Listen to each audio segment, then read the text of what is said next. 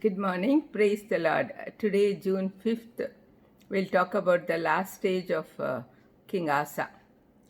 2 Chronicles 16:9 says, when Asa was going in the wrong track, God sent his prophet Hanani to the king, and he said, for the eyes of the Lord range throughout the earth to strengthen those whose hearts are fully committed to him. You have done a foolish thing, and from now on you will be at war. Asa had been a good king for 35 years, and it seemed unlikely that he would fall at the final hurdle. But sadly, the last 6 years of his reign were nothing like the previous 35 years. Danger lurks around every corner of our pathway through life. We should be very careful. Asa came very close to being good. He traveled a long way with God before getting off track. His sin was not so much deliberate disobedience as choosing the easy way rather than the right way. When the odds seemed impossible in the battle with the Cushites, Asa recognized his need to depend on God.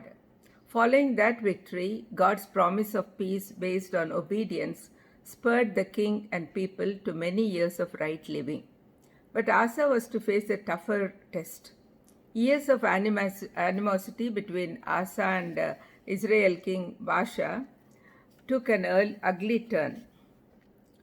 Baasha, king of the rival northern kingdom, was building a fort that threatened the peace and economy of Judah.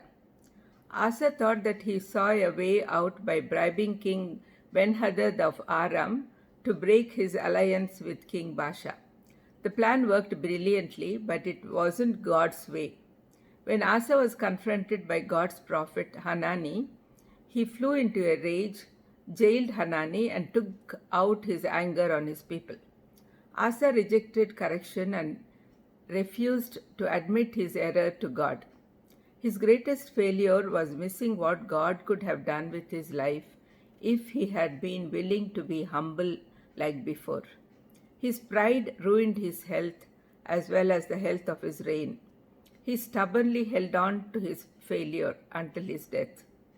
I think all of us have this type of attitude at some point in our lives.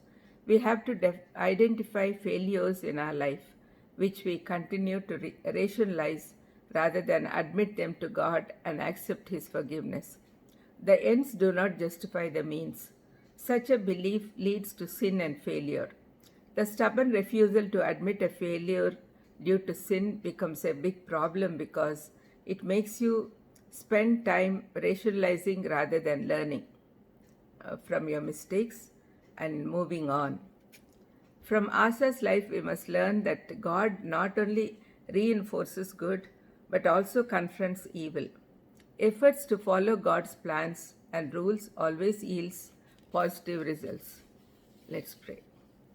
Lord, thank you for teaching us about Asa, his victories and failures, and his behavior. Yes, Lord, we understood that as long as Asa was obedient to you, he was flourishing, and when he started thinking on his own and depending upon enemies, then his fall started. Please help us to learn a lot of things from these past kings, Lord. Please help us to be obedient and loyal to you only. In Jesus' precious name I ask. Amen. God bless you.